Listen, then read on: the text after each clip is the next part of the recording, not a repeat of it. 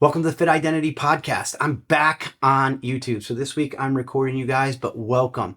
This is the Fit Identity Podcast. I talk everything, think, eat, and move. If you're watching on YouTube, go over, follow my podcast on Spotify or Apple. And if you are on your podcast and you are listening, then come over to YouTube and see what it look like as I make all the mannerisms as I talk. It will be on YouTube as well. Hopefully we'll be able to chop it up and use some of the sound bites out of it to help you guys even more with thinking, eating, and moving, which will help you in your own daily life. So welcome to the Fit Identity Podcast. This week, I want to talk about the fitness trend. Like, where is it at right now I made some predictions in 2023, and I felt that, there were going to be some things that died. I said health esteem would die. I still think it's going to die. I said that body positivity would die. I still think it's going to die. I said that hormone optimization would start to become, more of a trend. Female hormones would start to become a trend. And I think that those are on the rise. But what I really think is on the rise, and I'm just going to say it right up front and then we can talk about it, is I think that we're looking at a phase of vitality and longevity. And that's what I think the health and fitness industry has been about the entire time. Regardless of whether or not you were trying to lose weight, you were trying to, perform better, you're trying to look better, you're trying to have abs, a butt, all of that, right? It was about living that fulfilled life. It's about how long can I live this life that I have in the greatest way that I possibly can with the people that I love. That is ultimately what being healthy and fit looks like and why we do it, right? You see all those people in the gym, and I did say this earlier that there's a ton of people in the gym, and I saw a TikTok or a Instagram reel that said, the people in the gym, they're motivated. Don't underestimate them. They have this discipline. And I'm a person in the gym, and I'll tell you, I think some of us who are in the gym that spend too much time in the gym are just don't have anything else to do, and that we're unbalanced, and that we need to be able to change the other things in our lives so that we can live a longer, more, vital life, like with vitality. Like, I really believe that. So when I heard that, I was like, yeah, they're disciplined, but maybe they're too disciplined, these people in the gym, right? Like why aren't they with girlfriends, boyfriends? Why aren't they making money? Do they put as much time into their business and their family as they do into their bicep curls? Like really take a look at that. And you're like, unless it's their business, you should be looking at and asking the question, which is a fun game I play with my friends, by the way. What's the skeleton in their closet? That is an interesting game to play when you start to think about it. You're like, what is the skeleton? And if you see these people that are in the gym constantly 2-3 hours at a time, working hard, like, why? And I'm not against it. I love the gym. It's a place that I do like. I don't know that I'm the norm. And I first one to admit that I got issues and I have problems, 54, single, never been married. I used to think that was a trophy. I think I may have messed up, like considerably made some mistakes there as I look at parents, because I work a lot with moms and dads. I really do think that looking back on it, that I may have made a real big error in some ways. And what I mean by that, before we get into all of that, I will just say this. I wasn't in a place I would have messed people up. I'm happy I didn't. But when you look at what should happen in life and to live a long, long, vital life, those are the kind of things that you want to be involved in. That's all I'm saying. But when you look at people in the gym, they're over-disciplined, and they're over-disciplined in those areas. And what's their skeleton? Why are they here so often? Why are they so concerned about a butt? Like, why? And ultimately, it's probably because they want a partner. They want something, and they're like, this makes me feel good, so hopefully I can be able to do this in order to be able to get what I ultimately want. Maybe it's partner, maybe that's money, maybe it's my business. I don't know, but I think that a lot of people that are in the gym, that's not their business. They got skeletons. So we'll leave it at that. Getting back to exactly what I said is, at the end of the day, what we're really trying to do is live a long life. We're trying to stay alive for as long as we possibly can and be as healthy as we possibly can. That's what it is. We're like, hey, how do I keep up so that I don't slow down? How do I continue to do the things like I said when I was 13? I'll never be that way when I'm 40. I won't be that 50-year-old. There's no way I'm going to have a limp. There's no way that I'm not going to be able to get out of bed. I'm still going to be driving. I'm still going to be having a beer. All those things in the back of our minds, we are thinking the goal is longevity and and one of vitality. So when I think of everybody that's out there and they're like, hey, my goal is abs, my goal is to run a marathon, that's a piece of, that's the micro goal. But the macro goal is to have longevity. And why do you want to run that marathon? Because it makes you feel good, because it gives you accomplishment, because it's something about part of your life. And yeah, you're in the gym training for that particular micro goal, but it plays a part in the macro goal of you having longevity and vitality. And it goes back into the trend. And this is why I think the trend is happening, which I'm open to a discussion. So if you want to reach out to me either down below and say you agree, disagree, or you don't think so, this is what I think happened. I think that when the bullies came in and shook us for our lunch money and basically just told us, and I'm using this as an analogy, they put us in the corner and told us we couldn't go outside and that we had to, do what we needed to be able to do. Um, and that was during a time when people were in gluttony and that they were overweight and things were great. People were making lots of money. People could eat whatever they wanted. Nobody was like really concerned about too many things. They were reactionary rather than proactive. I mean, here I am, the guy that's, red light therapy. Here, look, red light therapy. I am on, I got a sauna. I'm doing all the weird stuff. I'm the proactive guy. Most people reactive. And I think that, the world at that time got involved into this, hey, we're in social media, you should love me the way I am, body positivity, when there was a health standard. There is a health standard. Regardless of whether or not you want to openly admit it, there is a health standard. And it's in the back of everybody's mind, no matter what they say. They're like, no, I really love me for who I am. You know what? Tell me exactly what you say to yourself when you get out of the shower and you're just feeling it. Or you get up in the morning, you get out of bed, and it's difficult for you to get out of bed. Do you feel like you meet the health standard? That's all I'd ask. If you're happy, truly happy where you're at, then bless you. But if you're not, and you're concerned with, I don't like the way I look, I don't like the clothes that I have, I don't like that I'm getting bigger, I don't like that, my size is changing, my butt's dropping, my gut's getting bigger, I'm holding more, fluid in my gut, like all the things, right? You're unhappy for whatever reason. I just don't believe that body positivity is is the answer, and that's why I believe it's folding and going away. So I feel that during this time when we were not worried about anything and we wanted to push into body positivity and we just wanted everybody to like us because we're on social media and everyone's a darn critic, right? You could post the nicest thing with a puppy and somebody would just go, I can't believe you would wear that red shirt. Like, really? I just saved a dog from drowning. Yeah, but it's that red shirt. You're an idiot. Like, that was the whole movement of body positivity. It was the answer to the critics, not to the health standard.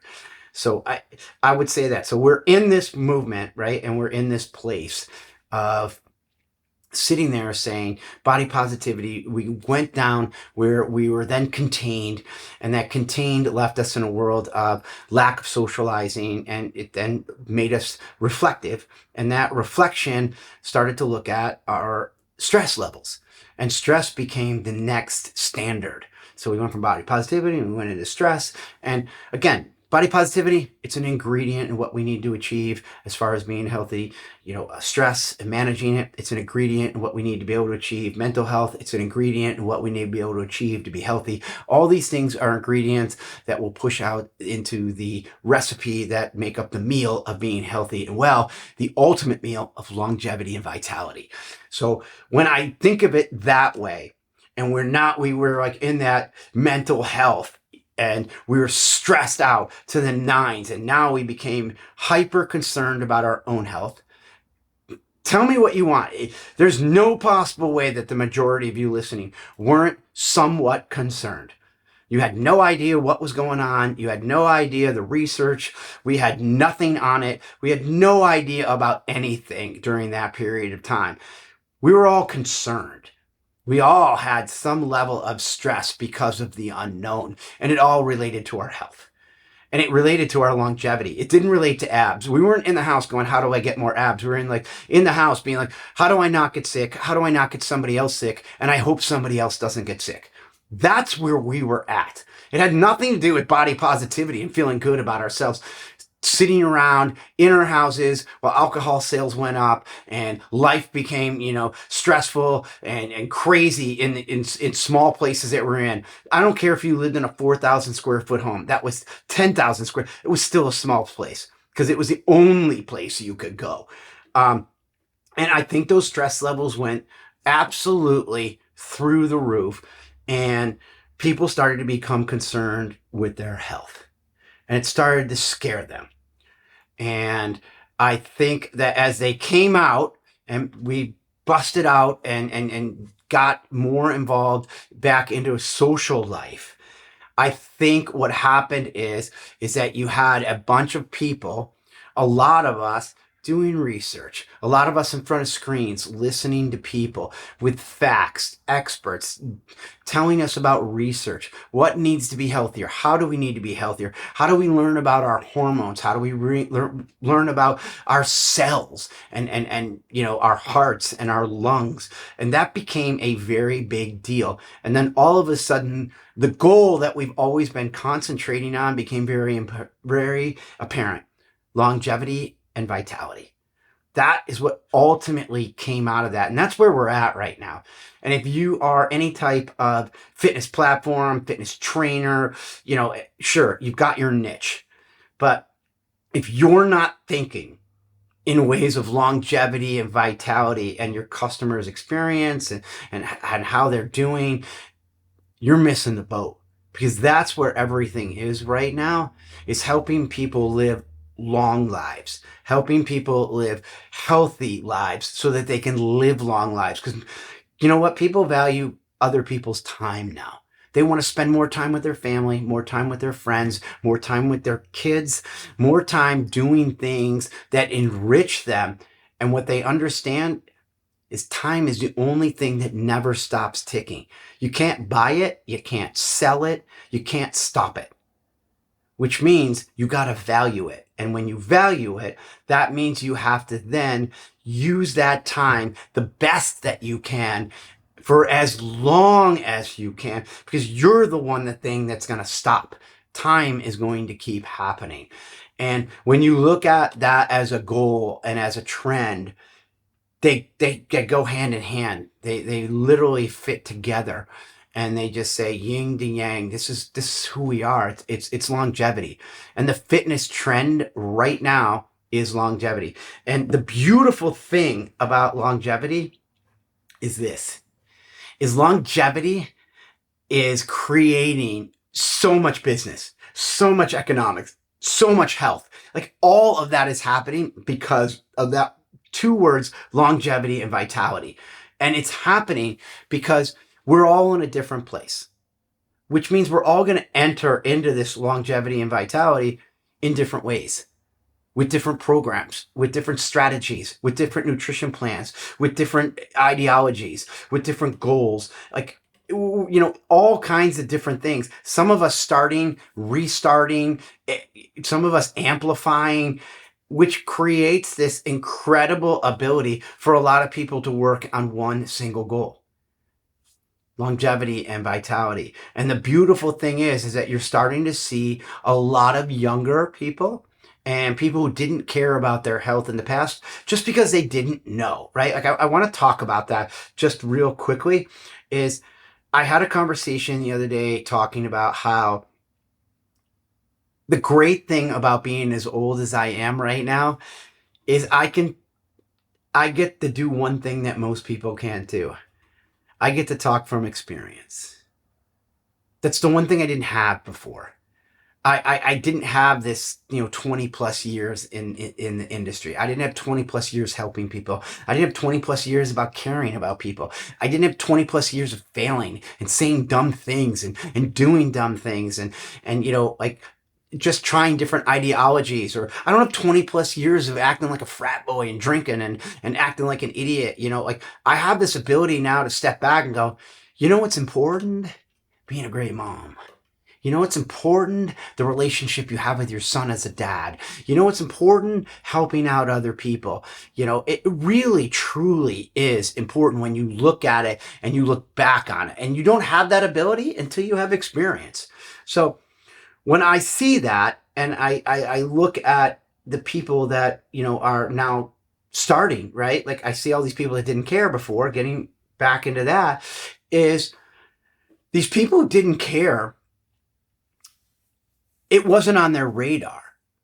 And right now, their vitality could be walking. So walking is such a great big thing right now. Get 8,000 steps in, 10,000 steps, your lists, your low impact, steady state cardio. That's a big thing.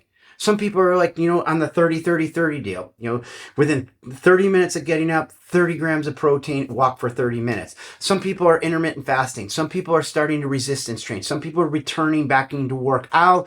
You've got the weekend warriors. You've got people wanting to do marathon, mud runs. You have more and more people doing that. And you have people that were overweight who were screaming body positivity before, saying, I got to get my body in check. And the only reason that the body comes in check, it's not because it's vanity, right? It's I need to get my longevity in check. I need to get my cells in check. I need to get my heart in check, my blood, my markers in check. And when they start doing those things, it opens up doors and it opens up momentum to guess what? To weight loss, to eating better, to better markers, to getting stronger, to working out more often, to progression. From 1 mile turns to 2 miles. From 2 miles turns to 4. From 1 pound turns to 2 pounds lost. From 2 pounds turns to 4 pounds lost. It's got a domino effect. And that's the great thing about health, is that this longevity and vitality is dominoing people at all levels.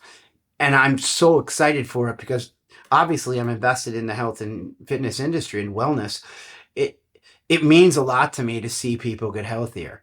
I don't want to see the reason why people are healthier is because they're on some sort of pharmaceutical. And granted, people are on those things right now, right? Which is, I get it. But look at why they're getting on it. They're afraid that they're not healthy. They want to look better. This is about longevity and this is about vitality. Sure, there's a group of people misusing every pharmaceutical thing that's out there. I get it. And sure, there's certain pharmaceutical that's being a little overused right now. That's semaglutide, Wegovy, whatever it is, the weight loss, insulin, drug that's out, injections that are out there right now. It's being overused. However, it's also being used correctly. And it's also being used in conjunction of working out, eating better, creating more effort. And what's it doing? Even if people aren't telling you they're on it. It's sending the message that they want to be healthier, that they want to live longer. I think that they should probably tell you that they're on it, especially if they're people that are like, hey, look at me, I got leaner and I'm better looking now. And, I'm selling health and fitness. If you're not telling people you're on it, you're shady. I'm just saying that. I get it. You have your own, you don't have to tell people that you're on it. But if you're telling people to eat whole foods and then you're like, let me take a shot, to look, you're kind of shady. You're kind of shady because you're not really worried about people. You're worried about whatever service that you're selling. You're worried about your own image. Just tell people that's what you're doing and it's helped you and that you have all these great patterns and habits that you're doing and that's just part of it. And if you use it wisely, then it works. Not here nor there. I don't want to go down that bandwagon, or down that rabbit hole. But when I think about this incredible movement that people are scared to death because of what we went through about their health, it excites me. And I see it with content creators. There used to be a lot of content creators that were overweight and, shout out Nelk Boys. These guys are crushing. as far as what they're looking like. Shout out Dana White. Dana White, like you're talking about a guy that just, high stress job, UFC president, and he got healthier. And now the man is into cold plunging, he's into fasting, he's into, all kinds of, different things that he's talking about and hormone control. And um, that's inspiring people to get healthier. And he's inspiring I don't know if people know this. He's inspiring all the content creators, which he's befriending to create marketing for the UFC. But in that process of making these friends, he's influencing them to get healthier. And as they're getting healthier, there are millions and millions and millions and millions and millions and millions of followers are getting healthier because of that. I'm in. Sign me up. Dana White, you're the man. Dana White, you are the man. I think that he spearheaded some of the greatest fitness movement that we've had in a long time. Like, I really, truly do. And I think there's a lot of other content creators, male, female, adjusted, that are really making that shift happen because they're concerned about their health. And, it took somebody like Dana, or it takes somebody else, to help them in that road. I even know a football player, offensive lineman, guy went from over 300 down to like 260, 240 now. He says he's never felt better. He says he's so happy to be out of football and, to feel thinner and to feel more mobile. And he looks great. He's still a stud. I mean, the guy is still, jacked, but he just doesn't weigh what he needed to weigh for football. And he was just more concerned about his health. Why? His father. He's got a wife. Longevity, vitality. So I do think that trend is here. And I think that if you're an online platform, that if you're not thinking as a longevity platform, and then thinking that all the things that you need to have inside it are the ingredients for longevity, you're missing the boat. And I would urge you to stop chasing soft trends and really chase what's happening.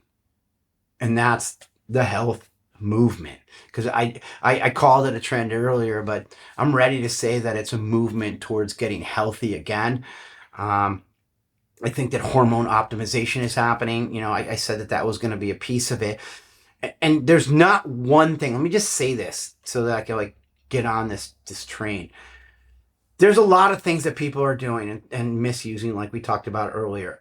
The issue with that is that's the only thing that they're doing. The issue is that they're overusing it. They've swung the pendulum so far in one area that once that bottoms out, once that plateaus, and once they overuse that, it's going to hurt them. It's going to fail them. It's going to be an issue. And then they're going to have to swing it over in another area, and they're going to be in a bad spot. So I think that anybody who over promotes for marketing just for the dollar, shame on you too. I think that you need to sell a recipe. I think that you need to talk about how things go together and that it's a recipe in your health. I'll be the first one to tell you, I'm not big on pharmaceuticals. I'm not here to fight them, but I definitely am not turning. They're not my first choice. They're my last choice. I'm not big supporter of them. I know a lot of people that are using them. I know a lot of people who are using peptides, semaglutide, testosterone therapy. I just know a lot of people that are trying to do it. But that's also reflective of the information and the research that we're ending up getting. And some people need some of that stuff. I don't know what more to say. Medicine is there for a reason, but misuse is not there for your reason. How about that as a statement? So I think that, when I get involved in all of this and think about longevity as the real goal of what we've all wanted our entire lives, we may not known that that's what we wanted, but listen, winning a high school championship, a state championship, to an NCAA championship or a Super Bowl, micro goal in living such an incredible life. Micro goal to be able to sit back and enjoy with your kids and talk to them about that and raise them in that environment. And micro goal, all those things are about your longevity. And as bad as what we just went through and had to deal with, being locked up and locked down, I'm happy that it's refocusing I just, let's quit the misuse of certain things. But I'm happy it's refocusing back on health. I'm happy that we have this opportunity to focus on longevity and not on single trends, because I don't believe that single trends will help you with your longevity. I think it actually shortens your longevity. If you look at anything, right? Misuse one thing too much, you're going to shorten the longevity of whatever it is that you're doing. You're just going to, it is 100% going to happen. So that shift and that eye-opening moment of understanding that what we really care about is ourselves. Even when you look at Botox, like let me go into this real quick. So even when you look at plastic surgery, what are you trying to do? You're trying to prolong vitality, trying to be as young as for as long as you possibly can. And that goes for any plastic surgery in general, right? That has to do with the way that you look. Boobs, butt, lips, fillers, face stuff. I don't know any of the stuff about plastic surgery, but when you look at all of that in general, it's all about you trying to stay as young as you possibly can. It all goes back to that single goal of longevity and vitality. You want to feel young. You want to look good.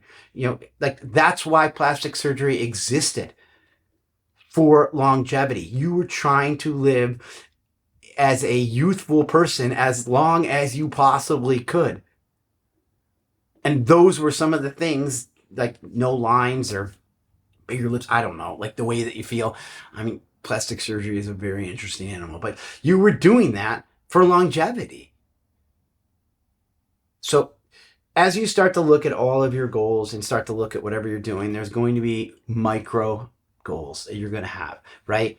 But at the end of the day, it's all about vitality and longevity. So I wanted to come on, and I didn't want to beat this, and I didn't want to go too far down a rabbit hole on longevity and vitality, but I wanted to make sure that I talked about it in a way that helped you understand that that's the new goal. It's not the new trend, it's the movement of longevity. We're worried about cellular health. We're worried about how our lungs work. We're worried about the markers in our blood, cholesterol levels, how our heart works. We're worried about things that, we put into our bodies that we know nothing about. We are worried about a lot of things. And we understand, because of what we went through, that there's a start and a finish to us here. And it's unfortunate, and we understood that we've lost too many people, and we understand how precious life is. So now we're looking at time. And that's going to be an eye opener as we continue into this year, because there's still a lot of unknown. But the one thing we do know is that we are focused on staying alive. We are focused on living as long as we possibly can. That's pretty heavy even to say, let alone maybe even to hear. No matter what age you are listening to this, you can be 22, 32, 62, 82. I know that, having a father that's 80, it's really hard to think that that's on his mind every day. And it's hard being 50 going, oh my gosh, if I double my age, I'm going to be 100. It's hard watching, a younger kid lose a parent or a grandparent at such a young age when they expected to have them in this world longer. For whatever reason. They understand. Everyone is starting to understand that longevity is a big deal. And you parents out there, shout out you parents. This will be the last thing. Shout out you parents that are doing a great job of teaching your kids, that are educating them, explaining to them how food feels, why you have them eat the way that you do, why you're kind of snappy at other parents for feeding your kids all kinds of crap, for being weird parents. Shout out to you guys. It's needed. These kids thrive on education and thrive on knowledge. And as they have knowledge, we've seen this, they do something with it, right? They're able to actually put it together between all their access to technology, their access to other friends and family members. and then your knowledge. When you give that to a child, an adolescent, man, they use it. It sinks in and it grows with them. And I didn't have that as a kid. I sidebar before I go, I'll say this. Like my mom, it's a weird story. I didn't have a very good positive relationship with her. And I will say this. I think maybe I got my health and fitness from my mom because um, she put me on something called like the Feinstein or the Feingold diet. Apparently, it was some sort of no sugar, no beet. I'm telling you, I was like a 10-year-old kid understanding what BPAs were, and BPBs, and preservatives were, red dye. Like I knew this is why we couldn't have deli meat, like this is why we couldn't have sugar cereals. This, like, I knew all that stuff as a kid. I was a hyperactive, crazy, sports driven kid. Um, but because my mom put me on that stuff. And I think having that awareness maybe, gave me this ability to be hyper aware now. And I look back on it and just saying this to you guys, like, that's a pretty cool thing that I was able to learn that at such a young age to make food and what goes into food important to me at this point in time in my life. And it became important to me 25 years ago. Um, so I will say, like, shout out to you parents that are doing that job and educating and taking care of your kids and making them dinners, making it so that they don't have to eat out at night. And you know, shout out to you parents who want to. I understand that times are tough and times are difficult, and I'm not in your shoes, and I certainly am not here to point a finger at you. Um, I'm just here asking you to do the best that you can, and do whatever you can, because I know you want longevity too. And, so I think on that note, um, that is going to be the podcast for this week. Is I kind of went all over the place. I kind of didn't. I kind of kept it into what I really wanted to talk about. And it was really about understanding that this trend of getting fit, this trend of, maybe bikini models and getting back to looking slamming and tight abs, and it's all a repercussion of longevity and people getting back into their fitness at different points and times in their life and then progressing it. Not everybody wants a bikini. Not everybody wants a butt. Not everybody wants to lose weight. Not everybody wants to eat whole foods. Not everybody wants to eat keto. Not everybody wants what you want. And you got to respect that. But understand that it's all part of the process. That no matter what it is, you earn $2, you want four. And you're going to go earn four. You lose 4 pounds, you want to lose 8. There's always a progression, and respect the progression. So I guess the end of the podcast, live well, be well, longevity and vitality, you guys. I'll talk to you soon. All right, to all you guys, I just shut that down, is to say this. Follow, like, subscribe. I would really appreciate that. I know this was kind of like an interesting one to be all over the place today, but wanted to drop this so that you had it.